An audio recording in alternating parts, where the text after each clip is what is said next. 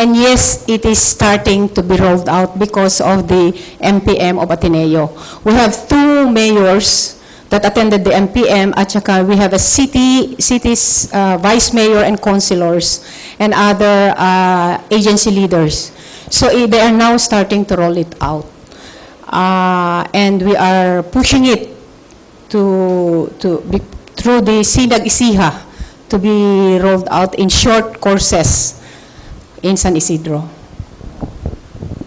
May I just add that our public management program is comprehensive. It tries to raise the technical skills of the participants, project development, for example, project monitoring, planning, budgeting, local government finance, but also to enhance their political skills and their ethical reasoning skills. Okay, so it's both, and basically overall you could say the leadership skills. Okay, so this is where when capacity is built of these leaders, and then they start engaging their own constituents, and also with partnership with other like-minded leaders, then changes do happen. Okay. Other yes, please introduce yourself. Good morning. I'm Doris Ansomo of MPM, class 9, PO9. Public offering, yes, class 9. In deference to you, ma'am, and to my good classmate, Jess, I would like to say this. Ma'am, you don't look like a traditional politician, let alone of a second-class municipality who rose from second-class municipality.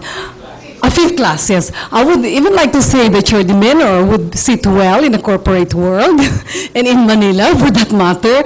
But yet you succeeded. You succeeded in empowering your constituents. What are your personal styles? How do you reach out to your constituents? Interesting question, ma'am. Yes, did you see the roadmap to participation? It's very easy pala. When you start to listen to them instead of listening to myself. Instead of acknowledging myself, you acknowledge people. You bring out the greatness of the people. And I was so inspired. I'm so inspired in doing that. Nakita niyo si Mary Ann. Si Mary Ann, when he came to us, hindi nagsasalita, walang confidence sa sarili, parating malungkot. Minsan nakikita pa umiiyak, nag-iiyakan sila nung mom niya. Pero now she's very confident, and she is one of our special champ, and she volunteers going out to the remote barrios just to teach out of school youth and adult learners. Yung ginagawa niya hindi ko kayang gawin. When you see this in the people, yung sa mga BHW, sa mga magsasaka, sa mga out of school learners, you get inspired. And siguro tayo sa corporate world, when you get inspired, you also bring out your skills to help them. The least that I can do is to tell their stories to you, to the people like you who will help them. Kasi napakarami pong ganito. We can do this. It's very easy. Just listen and bring out the best of them. Not the best of us, but the best of the people. In fact, if Mayor Sonia has the whole day, she can tell you the story of her own personal transformation, because when she stresses listening, she herself has learned along the way. The Mayor Sonia of the first term and the Mayor Sonia now of the fifth term there's been a big transformation also in the process. So I think one important, at least from my own perspective, one important quality of Mayor Sonia is her willingness to learn. She's willing to learn more things even from the people themselves, and precisely recognition of I need help, and that's why I went to Ateneo. I partner with, you also partnered with AIM, the Asian Institute of Management, and so seek as many partners as you can get. You know, unfortunately, some of our officials, they have this attitude. I mean, some have this attitude like, you know, they know better than everybody else, and that they alone can solve the problems. No, you need a lot of partnerships. Okay. No. Okay. Yes. Jimmy Ayala. Hi, Jim Ayala with Ayala Corporation. Mayor Sonia, you are truly an inspiration. She was saying you could belong in the boardroom, and if we had more Mayor Sonias running our companies, I think Ayala would be doing even better. I'm here today because within the group, we really feel that business, by and large, has been a bystander in the development, especially in the rural areas. And mainly because, when we're talking about our strategies, we always feel, yung mahirap kumita sa, sa mas small communities, sa rural areas, no? So, I guess at the same time, we feel that we have an obligation to be doing something. And we also feel that there's a real opportunity. You mentioned, all of these very essential services that you focus on. And if you look at it, these are customer needs.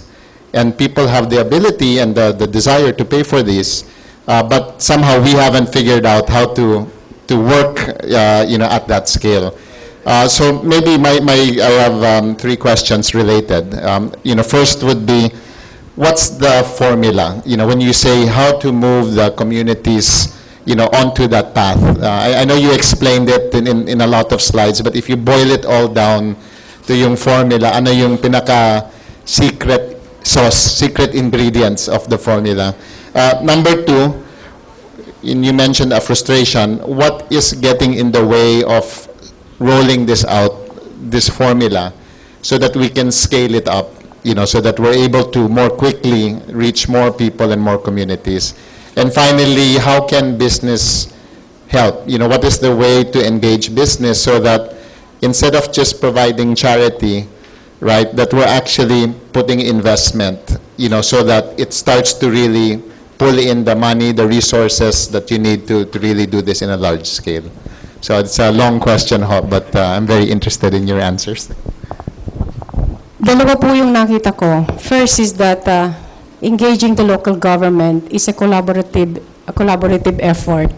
Ang nakita po kasi namin nung una, the corporation, incidentally, Ayala Foundation is our partner in the library. They provided the internet connection, Gilas, I guess. You have to change also. We have to come up with a new arrangement. Like sometimes, ang mga korporasyon, nakakahon. So when you go down to the grassroots, iba ang scenario. So there are corporations that doesn't want to change. Pagka ganon, hindi magkikita. In San Isidro, we encourage, we talk, we conduct several dialogues until we come up with a shared response, with a new arrangement to how to roll out the program. Kailangan po kasi magkasama yung ating gagawin bago tayo pumunta sa baba. That's one. The other one is obstacle, politics. Andun pa rin po yun. Ang politics hindi po nawawala. When we were on our own, we could not roll out the programs because of political, yung politics. But when we partnered with the institution like Ateneo, CIC, and the diocese, everybody came in. Naging non-partisan siya. So I think this is a way of going into the LGU, because the people respect all politics, respects regardless of affiliation, respects the institution and business affiliation. Hindi ang gagalawin ng mga politiko pag nakipag-partner kayo sa LGU. So everything becomes on the level. And ang isa pang nakita ko, pag po ka-partner ang corporation or ang institution, kaming mga LGU nagkakaroon ng baseline, ng excellence. Because our commitment is to enhance the program and to continue the program. Pagka po ganon, kasi pag nag-partner sa amin, kamukha ng Ateneo, meron silang standard, good governance and ethical leadership. So we have to do that. When they leave, we still have to apply good governance and ethical leadership so that all of us in the LGU, pati mga empleyado, umaakyat ang aming level. Now you will be surprised in the sa munisipyo, each department can do an ulat ng bayan on their own, like a mayor. Because their excellence went up because of our partnership with AIM, with Ateneo and other.